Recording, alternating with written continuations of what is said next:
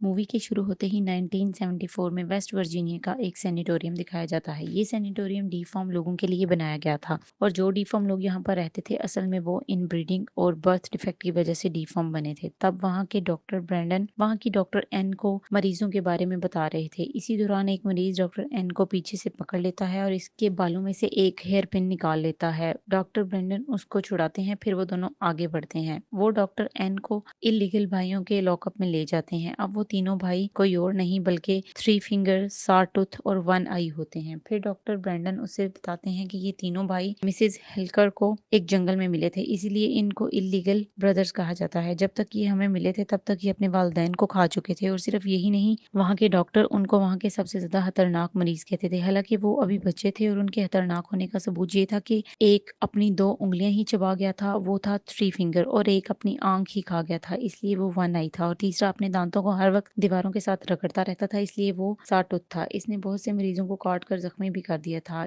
ये सब सुनने के बाद डॉक्टर एन उनसे पूछती है कि ये सब इतनी तकलीफ को कैसे बर्दाश्त कर लेते हैं, जिस पर डॉक्टर ब्रेंडन उसको बताता है कि इनको कोई तकलीफ महसूस नहीं होती। इसके बाद वो आगे चले जाते हैं। अब जिस मरीज ने डॉक्टर एन की पिन निकाली थी वो पिन से लॉकर को खोलने की कोशिश करता है, लेकिन वो ऐसा नहीं करता क्योंकि वो इतना समझदार नहीं होता। अब ये तीनों भाई उसको देखते हैं और इससे पिन मांगते हैं, जिस पर वो पिन उनकी तरफ फेंक देता है। उन तीनों में से सबसे समझदार थ्री फिंगर होता है और वो लॉक को खोल लेता है और वहां से बाहर आकर सिक्योरिटी गार्ड को मार देता है। फिर कंट्रोल रूम में जाकर वो लोग सारे लॉकअप्स को खोल देते हैं। इसके बाद ही वो जगह एक पागलखाना बन जाती है। वो तीनों भाई डॉक्टर एन को पकड़ लेते हैं और उसको भी इलेक्ट्रिक शॉक्स देने लगते हैं और तब तक देते हैं कि जब तक उसका दिमाग पूरी तरह पक नहीं जाता। इसके बाद डॉक्टर ब्रेंडन की बारी आती है। वो उसे भी पकड़ लेते हैं और अपनी समझदारी दिखाते हुए उसे भी मार देते हैं। अब 29 साल गुजर जाते हैं। इन सालों के गुजर जाने के बाद स्टूडेंट्स को दिखाया जाता है जो कि बर्फ को बहुत इंजॉय कर रहे होते हैं। उन्होंने अपने एक दोस्त के घर जाना था लेकिन वो रास्ता भूल जाते हैं। फिर एक बहुत ज्यादा खतरनाक तूफान आता है जिसमें वो बुरी तरह फंस जाते हैं। तो वो लोग वहां पर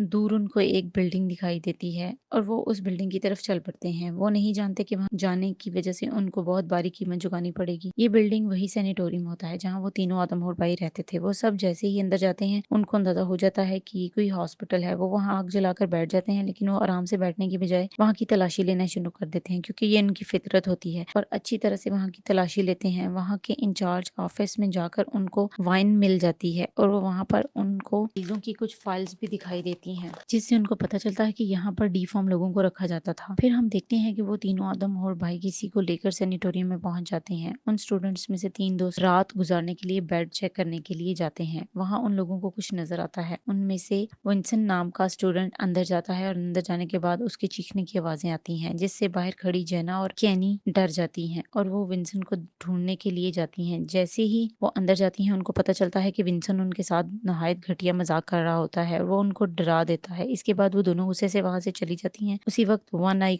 उनका पीछा करता है। अब विंसन अकेला ही जनरेटर ढूंढने चल पड़ता है। उसे जनरेटर मिल जाता है और वो उसे ऑन कर देता है। अब वो सब अमेरिकन स्टूडेंट्स थे। अब वो किसी वीरान जगह पर, उनका दूसरा रूल ये होता है कि जब लाइट आ जाए तो वो लोग पार्टी करते थे। अब वो पार्टी करने लगते हैं और पूरे हॉस्पिटल में हलचल मचा देते हैं। उनको बिल्कुल भी महसूस नहीं होता कि कोई उनको देख रहा है। अब पार्टी करते हुए वो एक ऐसी जगह पर पहुंच जाते हैं जहां उनको एक फिल्म रोल मिलता है। अब डैनियल उसे प्रोजेक्टर में डालकर प्ले कर देता है। उस फिल्म में दिखाया जाता है कि उन इलीगल ब्रदर्स पर सबसे ज्यादा एक्सट्रीम टेस्ट किए जा रहे थे। अब फिल्म देखते हैं कि दौरान लॉरेन कहती है कि उसका भाई इन तीनों आदमखोरों के मुतालिक बहुत ही खतरनाक कहानियां बताता था। वो बताती है कि वो कहता था कि ये लोग बहुत ज्यादा खतरनाक थे और वो लोगों को मारकर खा जाते थे, लेकिन कोई भी उसकी बात का यकीन नहीं करता और सब उठकर सोने चले जाते हैं। सब अपने अपने कमरे में जाकर सो जाते हैं, लेकिन विंसन को नींद ना आने की वजह से वो वॉक करना शुरू कर देता है। वो देखता है कि उसके सामने कोई खड़ा होता है। जब वो पास जाकर देखता है तो ये उनका वही दोस्त बॉर्टर होता है जिसके घर में इन्होंने जाना था। जब वो उसके पास जाता है वो देखता है कि वो मर चुका होता है। इससे पहले कि वो कुछ सोचता, साटूथ उसके सर में एक लोहे का सरिया घुसाकर उसे मार देता है। अब सुबह हो जाती है लेकिन तूफान नहीं रुकता। अब वो लोग विंसन को ढूंढते हैं क्योंकि उसका कहीं कुछ पता नहीं चलता। अब जैना सबसे पूछती है लेकिन किसी को उसके बारे में कुछ पता नहीं होता। अब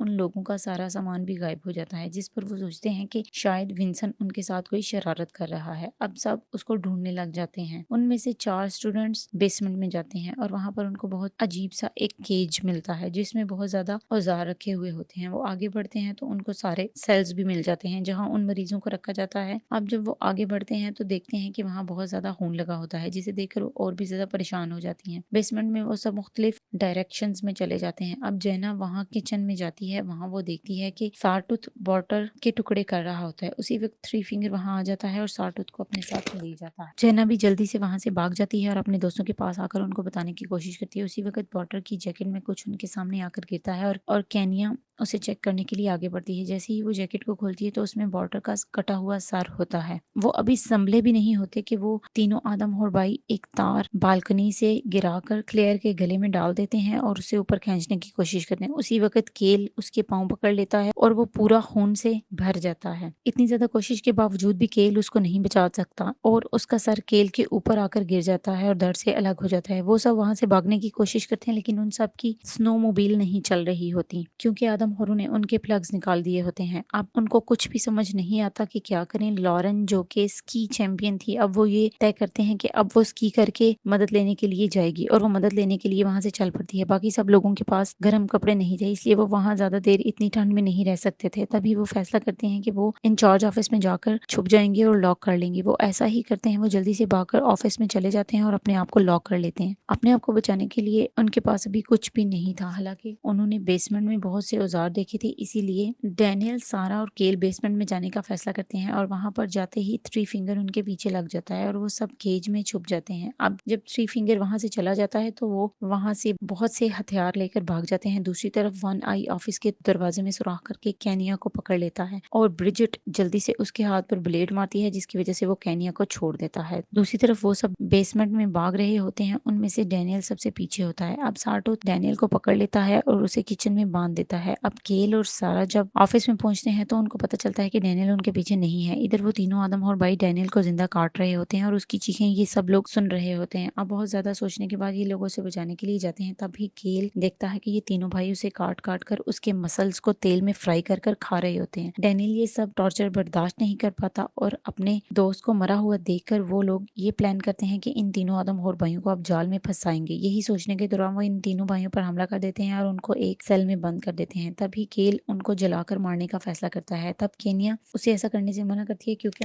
उसकी इंसानियत शायद जाग जाती है और वो इनको मासूम समझ रही होती है। केल को वहाँ पहरा देने के लिए छोड़कर वो लोग खुद सोने के लिए चले जाते हैं। अब बदकिस्मती ये थी कि वो उसी सेल में दोबारा कैद हो जाते हैं जहाँ वो 29 साल से लॉक थे और जिस पिन से उन्होंने वो लॉक खोला होता है वो पिन भी अभी वहीं गिरी होती है। अब जबकि केल सो जाता है तो वो थ्री फिंगर दोबारा से लॉक को खोल देता है और बाहर निकलते ही वो केल को पकड़ लेता है। और इधर केनिया जब केल को देखने के लिए आती है तो जनरेटर बंद हो जाता है और हर तरफ अंधेरा हो जाता है और वो देखती है कि अब वहाँ ना तो केल होता है और ना ही वो तीनों भाई। अब वो वापस आकर सबको बताती है लेकिन इतनी देर में कोई दरवाजे पर आ जाता है जिसका मुंह कवर होता है। ये लोग समझते हैं कि थ्री फिंगर है और वो लोग बहुत बेरहमी के साथ उसको मारते हैं और वो मर जाता है। अब ये लोग उसका चेहरा देखने के लिए मास्क हटाती हैं तो वो थ्री फिंगर नहीं बल्कि केल था जिसकी जुबान कटी हुई थी। अब वो लोग वहां से भागने की कोशिश करते हैं लेकिन वो तीनों आदमखोर भाई बहुत बुरी तरह से उनके पीछे पड़ जाते हैं। भागते भागते वो लोग उस कमरे तक पहुंच जाते हैं जहाँ उनका सामान रखा होता है। वो सब अपनी जैकेट्स पहनकर खिड़की से भागने का फैसला करते हैं लेकिन वो एक सैनिटोरियम था और वहाँ की सारी खिड़कियां सील थी। अब वो उनको एक टूटी हुई खिड़की मिलती है लेकिन उस खिड़की के आगे बहुत ज्यादा बर्फ जमी होती है। सारा उस बर्फ को हटाने की कोशिश करती है। इतने में तीनों आदमखोर वहां पहुंच जाते हैं और थ्री फिंगर अब दरवाजा तोड़ने की भरपूर कोशिश करता है लेकिन वो नहीं टूटता। अब सारटूथ कोशिश करता है। इतनी देर में सारा रास्ता बनाने में कामयाब हो जाती है और वहां से बाहर निकल जाती है लेकिन जेना वहां से बाहर नहीं निकल पाती और वहीं फंस जाती है और सारटूथ एक ड्रिल के साथ उसे मार देता है। बाकी तीनों दोस्त जान बचाकर वहां से भागने लगते हैं लेकिन ये तीनों आदम और भाई भी उन ही के स्नोमोबाइल पर उनके पीछे लग जाते हैं। अब सारटूथ ब्रिजिट को पकड़ लेता है और वो चाकू से उस पर हमला कर देती है और वो उसे छोड़ देता है। अब दूसरी तरफ हमें लॉरेन दिखाई देती है जो कि बर्फ जमने की वजह से मर चुकी होती है। अब यहाँ सबसे ज्यादा अफसोसनाक बात यह है कि मेन रोड बिल्कुल उसके सामने ही था जो बर्फ की वजह से उसे नजर नहीं आता और वो हिम्मत हार कर वहीं बैठ गई और वहीं मर गई। अब सिर्फ केनिया और सारा ही बचती हैं। अब केनिया अब अपनी जान बचाकर वहां से भाग रही होती है और वन आई उसके पीछे पड़ जाता है। अब वो केनिया को मारने ही वाला होता है कि सारा उसे मारकर नीचे गिरा देती है। अब वो अपनी स्नोमोबिल्स को लेकर वहां से चली जाती हैं। अब वो बहुत खुश होती हैं क्योंकि ये उन्होंने अपने प्लान के मुताबिक किया होता है। वो इतनी खुश होती हैं कि उनको वहां लगी हुई तारें भी नजर नहीं आती और उन दोनों का सर कट कर धड़ से अलग हो जाता है। तभी थ्री फिंगर वहां आता है और उनके सर उठाकर ले जाता है और उनकी बॉडीज को वहीं छोड़ जाता है। इसके साथ ही ये मूवी एंड हो जाती है।